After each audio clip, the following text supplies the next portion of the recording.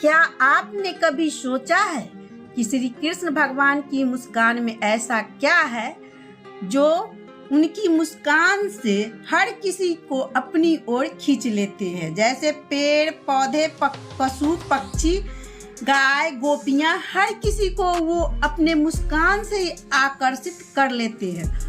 उनकी बांसुरी की धुन तो उनकी बाल लीलाएं को उनको निश्चल प्रेम से और ही आकर्षित करती है। तो हेलो दोस्तों, चलिए मैं आज आपको कुछ कृष्ण लीलाएं की जन्म से जो अद्भुत कथाएं हैं वो मैं अपनी वीडियो के माध्यम से आप सब तक को देने जा रही हूँ और पहुंचाने जा रही हूँ कि कृष्ण लीला में कृष्ण भगवान के जन्म लेते क्या क्या हुआ और कैसे हुआ, ये मैं आप सबको दूंगी इस वीडियो के माध्यम से। तो मेरे वीडियो में शुरू से अंत तक बने रहे, आप सबसे रिक्वेस्ट है, मैं विनती करती हूँ कि ये वीडियो मेरा पूरा देखें और ज़्यादा से ज़्यादा लाइक करें, शेयर करें, कमेंट बॉक्स में जय कृष्णा अवश्य लिखें और मेरा वीडियो को सब्सक्राइब करना ना भूलें।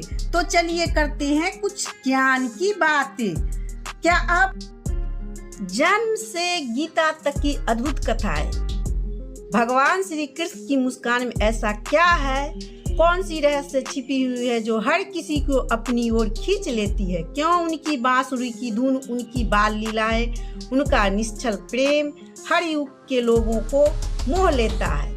आज हम जानेंगे, आप सबको जानकारी देंगे श्री कृष्ण भगवान कौन है और क्यों उन्हें भगवान का पूर्ण रूप और सर्वोच्च रूप माना गया है और कैसे उनकी कथा एक साधारण कहानी नहीं बल्कि जीवन का दर्पण है।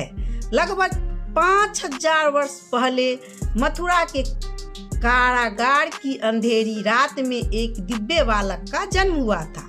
उनके माथे पर मोर पंख था, नेत्रों में करुणा की गहराई और हाथ में बांसुरी। लेकिन यह कोई सामान्य बालक नहीं था, ये थे स्वयं भगवान श्री कृष्ण।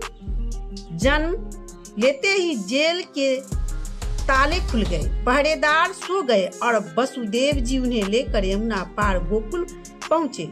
वहां नंद बाबा और यशोदा मैया ने उनका पालन किया। कृष्ण का बचपन लीला से भरा हुआ था।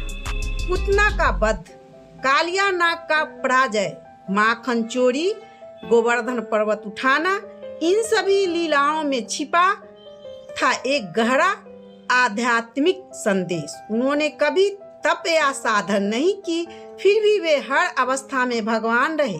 यही कारण है कि उन्हें स्वर्ग आकर्षण कहा जाता है। वे केवल देवता नहीं, वे जीवन की ऊर्जा, प्रेम की मूर्तिमान अभिव्यक्तित्व है। शास्त्रों में भगवान की पहचान 6 ऐश्वर्यों से होती है: असीम धन, अद्भुत शक्ति, अखंड यश, अवर्णनीय स्वर्ण, अतुलनीय ज्ञान और परम वैराग्य। ये सभी गुण जिस एक ही रूप में पूर्ण रूप से प्रकट होते हैं, वे है श्री कृष्ण भगवान। न वे किसी साधना से बने और न किसी प्रयास से, वे जन्म से ही पूर्ण और परिपूर्ण है।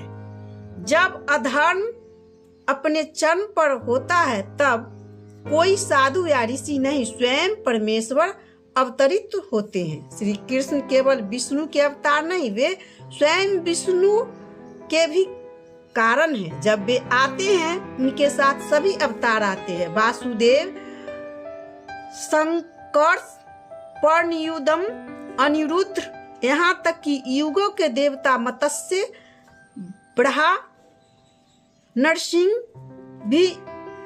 इसलिए श्री कृष्ण को पूर्ण अवतार कहा गया है। श्री कृष्ण की सबसे बड़ी शक्ति है प्रेम। गोपियों के साथ उनका प्रेम, राधा रानी के साथ उनका अलौकिक संबंध, यह सब केवल रोमांटिक नहीं बल्कि आध्यात्मिक प्रेम का प्रतीक है। उन्होंने हमें दिखाया कि जब प्रेम निस्वार्थ हो तब वह ईश्वर के समक्ष हो जाता है। महाभारत के युद्ध में अर्जुन को दिए गए उपदेश, भगवत गीता आज भी हर किसी के लिए जीवन का मार्गदर्शन है। उन्होंने धर्म, कर्तव्य, मोक्ष और भक्ति का सार समझाया।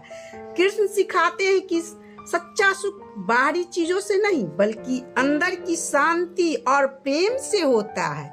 जब मन का वचन और कर्म तीनों एक साथ ईश्वर की ओर मुड़ते हैं तब जीवन सार्थक हो जाता है। कृष्ण का धाम गोकुल वृंदावन कोई कल्पना नहीं, वह एक दिव्य सत्य है।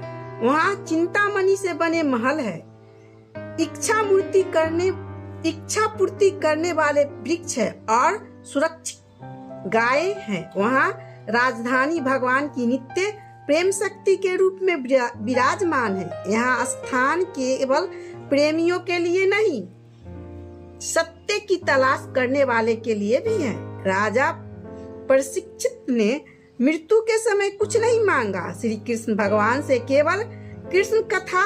7 दिन तक उन्होंने न भोजन किया न जल ग्रहण किया, बस श्री कृष्ण की लीलाएं में लीन रहा।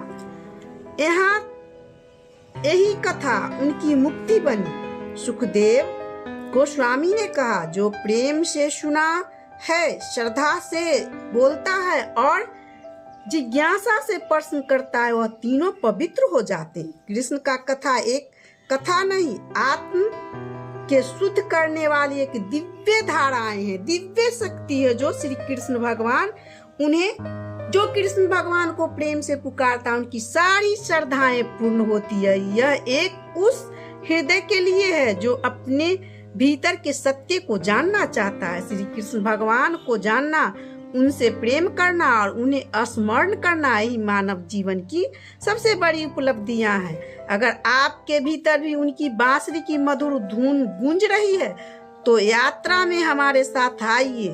तो बोलिए प्रेम से जय श्री कृष्ण।